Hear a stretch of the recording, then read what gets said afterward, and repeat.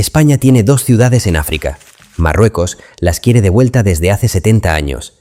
Y esta semana, en esa misma frontera, han aparecido casi 100 cuerpos en el mar. Tu abuelo quizás hizo la mili ahí. Tu abuela guardó una foto suya, joven, con gorra, sonriendo frente a un mar que no era el suyo. Esa foto sigue en un cajón de algún pueblo de España ahora mismo. Y detrás de esa foto hay 500 años que nadie te contó enteros. Empecemos por Ceuta. Es la más antigua de las dos y la más rara. Año 1415, 21 de agosto. Portugal conquista Ceuta, no España, Portugal. La ciudad llevaba 7 siglos en manos musulmanas y era uno de los puertos más ricos del mundo islámico. Barcos, especias, oro que cruzaba el desierto. Todo pasaba por ahí. Portugal lo quiso y lo tomó a la fuerza. Aquí va el primer dato que casi nadie sabe. Esa conquista pasó 77 años antes de que los reyes católicos terminaran la reconquista en Granada. Ceuta fue cristiana antes de que España, tal como la conocemos, existiera del todo. La ciudad cambió de dueño antes de que su futura dueña naciera como nación. Repite eso en tu cabeza un segundo. Cuando España todavía era un puzzle de reinos separados, Ceuta ya llevaba una bandera cristiana ondeando sobre sus murallas. La historia oficial casi siempre empieza el relato en 1492. Pero Ceuta ya estaba ahí, esperando, mucho antes, sin que nadie en la península supiera todavía que un día sería suya. Durante siglo y medio, Ceuta fue portuguesa. Sus barcos llevaban la bandera de Lisboa. Familias enteras nacieron y murieron bajo esa bandera sin pisar nunca Portugal continental, y así habría seguido para siempre. Hasta que un rey murió sin hijos, en una batalla lejana, y todo cambió de golpe. 1578. El joven rey portugués Sebastián I cae en el norte de África sin heredero. Ese vacío en el trono desata una crisis de sucesión. Las 2 coronas, la española y la portuguesa, terminan unidas bajo un mismo rey, Felipe II, casi sin disparar un tiro. Ceuta pasa a manos españolas casi de rebote, no por conquista, por una muerte inesperada en un campo de batalla ajeno. Nadie en la ciudad votó eso. Un día su rey cambió de nombre, y ya está. Y aquí hay algo que me toca decir claro. Estas fechas en un libro parecen de trámite, frías, pero detrás de cada bandera nueva hubo pescadores que se levantaron una mañana sin saber muy bien a quién debían obediencia. Familias enteras vivieron ese cambio sin mover un pie de su casa. La historia grande se construye siempre encima de vidas pequeñas que ningún tratado apunta. Cuando la unión entre las 2 coronas se rompe, en 1640 Portugal recupera su independencia. Pero Ceuta no vuelve con ellos. Los ceutíes eligen quedarse del lado español. No reconocen al nuevo rey portugués. Se mantienen fieles a Castilla. Y desde ese año, Ceuta ha sido española sin interrupción. Durante ese siglo y medio bajo dominio portugués, Ceuta se había hecho a sí misma un carácter propio, mitad africana, mitad europea, mitad de ningún sitio concreto. Sus mercados olían a especias que no venían de Lisboa. Esa mezcla nunca desapareció. Sigue ahí si caminas hoy por su casco antiguo. Hay algo que casi nunca se cuenta de esos años portugueses. No fueron un simple paréntesis administrativo. Fueron generaciones enteras naciendo, casándose y muriendo bajo una bandera distinta a la que ondearía después. Cuando el cambio llegó en 1640, muchos ceutíes ya no habían conocido otra cosa, y aún así eligieron el lado español. Eso dice más de lealtad construida que de nacionalidad heredada. Vamos con Melilla. Su historia es más directa, más de espada, menos de herencia. 1497. Apenas 5 años después de la caída de Granada. Una expedición liderada por Pedro de Estopiñán llega a Melilla, financiada por la casa del duque de Medina Sidonia y respaldada por los reyes católicos. La ciudad cae ese mismo año. Queda integrada en la corona de Castilla al instante. Traduzco el dato. Estamos hablando de una operación militar lanzada justo después de cerrar 8 siglos de guerra en la península. España no se detuvo en Granada. Siguió cruzando el mar casi sin respirar. Ese impulso de no parar es literalmente lo que fundó Melilla. Piensa en la logística de eso por un momento. Barcos, soldados, provisiones, todo organizado apenas unos meses después de terminar la guerra más larga de la historia peninsular. No hubo pausa para celebrar. Hubo una flota nueva zarpando casi de inmediato hacia otra costa. Ni siquiera hubo tiempo para que se secara la tinta del acta de rendición de Granada antes de que empezara a planearse la siguiente expedición. Durante los siguientes 3 siglos, la relación con los reinos vecinos fue tensa, pero nunca rompió del todo.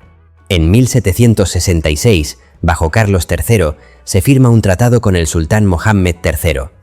Un año después, queda recogido en un tratado de paz oficial entre ambos reinos. Hace más de 2 siglos y medio ya existía un documento internacional reconociendo estas ciudades como territorio español. Esto no nació ayer. No es un capricho colonial inventado en el siglo XX.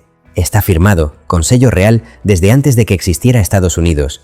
Cada vez que alguien dice hoy que esto es un invento reciente, un capricho de otro siglo, en realidad está negando un papel con más de 250 años de tinta seca. Eso no es opinión. Es un documento que sigue ahí, guardado, esperando a que alguien lo lea de verdad antes de opinar.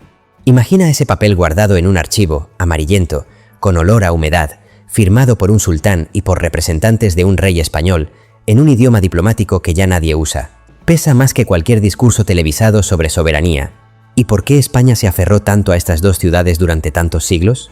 Por 14 kilómetros de agua, el estrecho de Gibraltar. Ceuta está pegada a esa puerta entre el Mediterráneo y el Atlántico. Quien controla esa puerta, controla el comercio entre dos mundos. Piensa en algo muy concreto. Miles de jóvenes españoles hicieron la mili ahí, generación tras generación. Se subían a un barco en el sur de España, muchas veces por primera vez lejos de su pueblo, y llegaban a una tierra que era España, pero no se parecía en nada a su casa. Escribían a sus madres sobre el calor insoportable, el aburrimiento del cuartel, la falta de un bocadillo de tortilla como el de casa.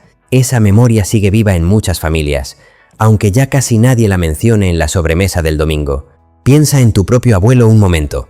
¿Cuántas veces te contó esa historia entera? Probablemente ninguna. La mili en África era para muchos algo que se vivía y se guardaba. No se explicaba en detalle a los nietos. Se quedaba en el cajón de la memoria, junto a la foto en blanco y negro. Algunos volvieron con historias que contaron una vez y nunca más. Otros no volvieron con historias, solo con un silencio que sus hijos aprendieron a no preguntar. Hubo quien encontró ahí su primer amor, en un baile del cuartel un sábado cualquiera, y hubo quien solo encontró calor, polvo y una nostalgia que no lo abandonó jamás. Esa parte de la mili no sale en ningún documental oficial. Algunas de esas cartas siguen guardadas en cajas de zapatos, en desvanes de toda España. Hablan del rancho del cuartel, de las guardias nocturnas, de un compañero de pueblo cercano que hacía el destierro más llevadero. Casi nunca hablan de política, casi nunca mencionan la palabra soberanía. Hablan, sobre todo, de echar de menos su casa. Entre 1912 y 1956, España y Francia se reparten un protectorado sobre gran parte de lo que hoy es Marruecos.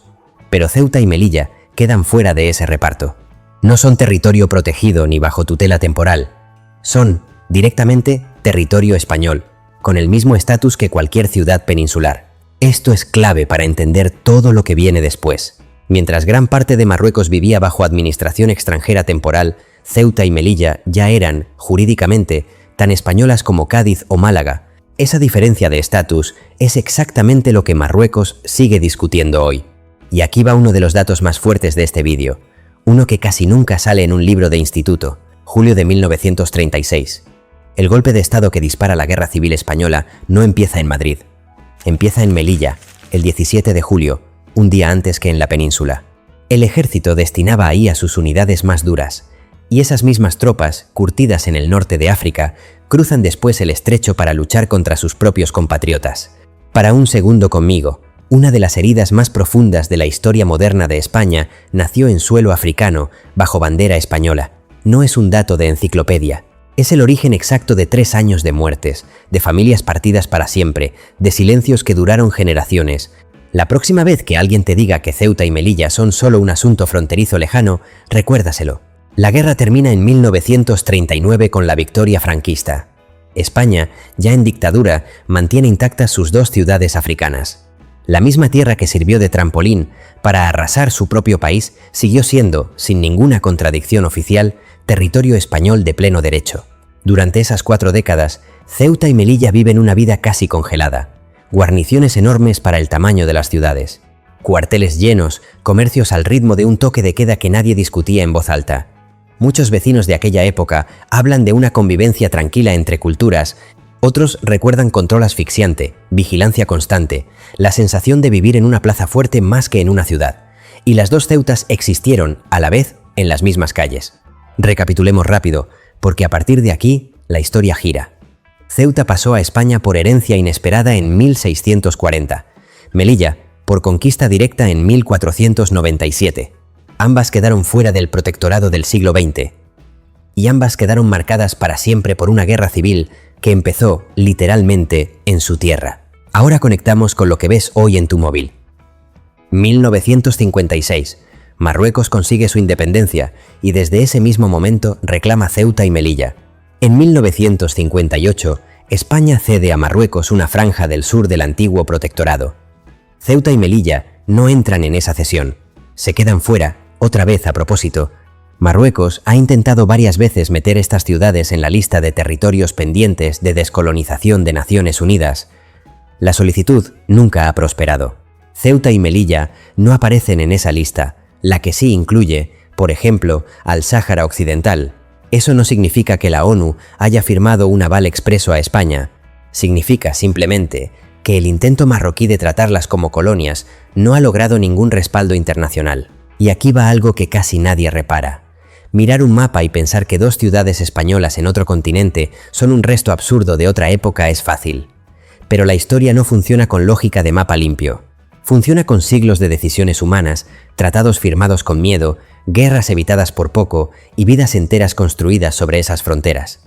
Reducirlo a un titular es no entender nada de lo que pasó ahí durante 500 años. Cualquiera puede pintar una línea en un mapa desde un despacho con aire acondicionado. Nadie que haya hecho eso ha tenido que explicarle a un pescador de Ceuta por qué su casa de repente ya no es la misma casa. Ceuta y Melilla tampoco son comunidades autónomas normales, como Cataluña o Andalucía. Son ciudades autónomas, una figura jurídica distinta, un híbrido entre ayuntamiento grande y comunidad autónoma pequeña. La Constitución de 1978 dejó la puerta abierta para que se convirtieran en comunidades autónomas si sus ayuntamientos lo decidían por mayoría absoluta. Pero no fue hasta 1995 cuando eso pasó de verdad. El 13 de marzo de ese año, las Cortes aprobaron sus estatutos de autonomía. Ceuta y Melilla llevan solo 3 décadas siendo ciudades autónomas, pero llevan 5 siglos siendo, sin interrupción, territorio español. Esa diferencia lo explica casi todo. La soberanía viene de la historia. La autonomía viene de la democracia y de un pacto firmado en un despacho, no ganado en un campo de batalla.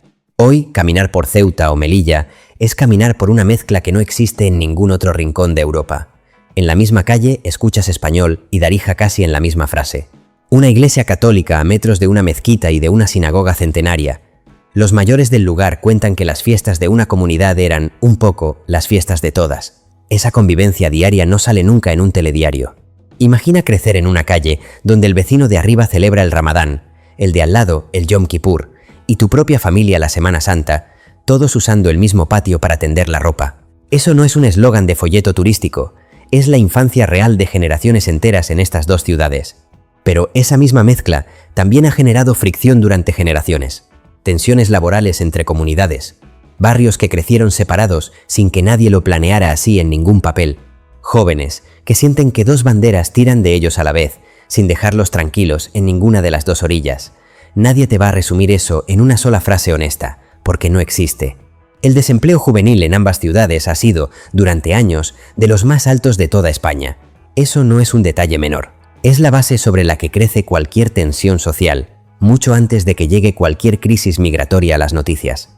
Un joven sin trabajo estable en Ceuta convive, cada día, con esa misma frontera que se ha convertido en su horizonte laboral y también en su principal fuente de conflicto. Y con toda esta historia contada, llegamos a la parte que probablemente te trajo hasta aquí. Esta misma semana, Ceuta ha vivido su crisis migratoria más dura en años. Miles de personas cruzaron desde Marruecos en un solo día, cargas policiales, tensión brutal en la frontera, imágenes que dieron la vuelta al mundo en horas. La mayoría ya regresó al lado marroquí por su propio pie. Entre 2.500 y 5.000 personas siguen en la ciudad, según las últimas estimaciones oficiales. Y aquí va el dato que de verdad tiene que doler. La cifra de cuerpos recuperados en el mar ronda ya el centenar. Es tan alta que Ceuta ha tenido que habilitar el antiguo hospital militar como morgue de emergencia, con capacidad para 200 cuerpos. ¡200! Piensa en eso un segundo. Eso no son cifras de un informe lejano. Son personas que intentaron cruzar 14 kilómetros de agua y no llegaron vivas al otro lado. En esa morgue improvisada, forenses trabajan ahora mismo con lo poco que tienen. Una camiseta, una cicatriz, una pulsera, un teléfono que alguien intentó proteger del agua dentro de una bolsa de plástico. Así es como se identifica hoy a alguien que murió intentando llegar a Europa. Del otro lado de esa misma frontera, en la costa marroquí, También han aparecido cuerpos estos días. Marruecos no ha dado todavía una cifra oficial completa, pero el mar, ese mismo mar de 14 kilómetros, no distingue de qué lado de la valla deja a sus víctimas. Traduzco eso sin suavizarlo. Como mínimo, 80 familias están esperando hoy una llamada que nunca va a llegar. Historias que empezaron con la misma esperanza que sintieron aquellos jóvenes españoles al cruzar el mismo estrecho, décadas atrás, en sentido contrario y por motivos completamente distintos. ¿El mar recuerda a la gente que se lo confió? Es una pregunta absurda. El mar no recuerda nada, pero viendo estas imágenes dan ganas de creer que sí. La ministra de Defensa ha exigido esta semana a Marruecos que investigue hasta el final quién está detrás de esta entrada masiva. Ha defendido el trabajo del CNI y ha dejado claro que la soberanía sobre Ceuta y Melilla no se toca. Mientras tanto, el ministro de Exteriores insiste en que la relación con Rabat sigue siendo sólida e incluso agradece la colaboración marroquí en plena crisis. Ahí tienes la contradicción más incómoda de toda esta historia. Dos gobiernos que se llaman socios estratégicos en público, mientras en la frontera aparecen cadáveres y decenas de miles de personas cruzan una valla en horas. Nadie contesta esa distancia con claridad, ni en Madrid ni en Rabat. Dentro del propio gobierno español ni siquiera se ponen de acuerdo. La ministra de Defensa ha señalado directamente a Marruecos. El ministro del Interior lo niega y asegura que no hubo ningún aviso previo de inteligencia. Si dos ministros del mismo gabinete no logran contar la misma versión puertas adentro, imagina lo que cuesta contarla puertas afuera, frente a otro país. Y hay algo más que conecta directamente con la vida real de esas ciudades, no solo con la política de arriba.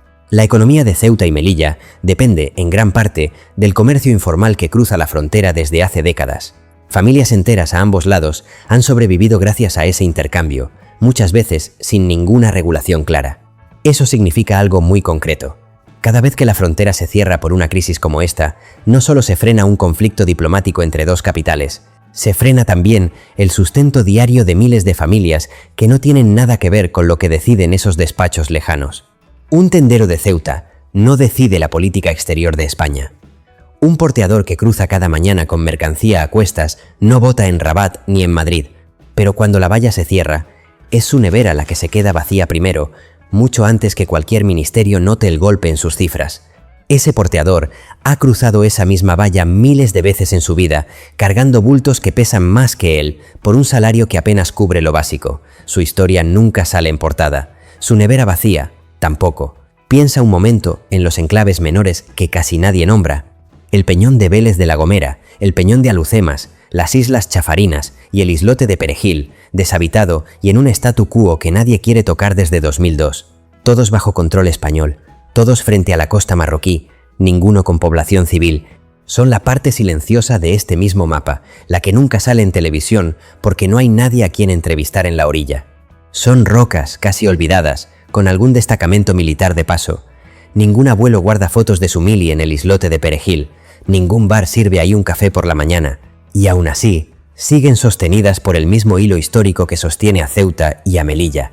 En 2002, un grupo reducido de militares marroquíes desembarcó brevemente en Perejil. España respondió enviando tropas propias días después, sin disparar un solo tiro. La crisis se resolvió con mediación diplomática y un acuerdo tácito. Nadie volvería a poner un pie permanente ahí. Desde entonces, ese islote vacío sigue siendo el recordatorio más pequeño y más incómodo de lo tensa que puede ponerse esta frontera por una roca sin nadie viviendo en ella. Ya tienes la respuesta completa. Ceuta es española desde 1640, por una herencia dinástica inesperada tras siglo y medio bajo Portugal.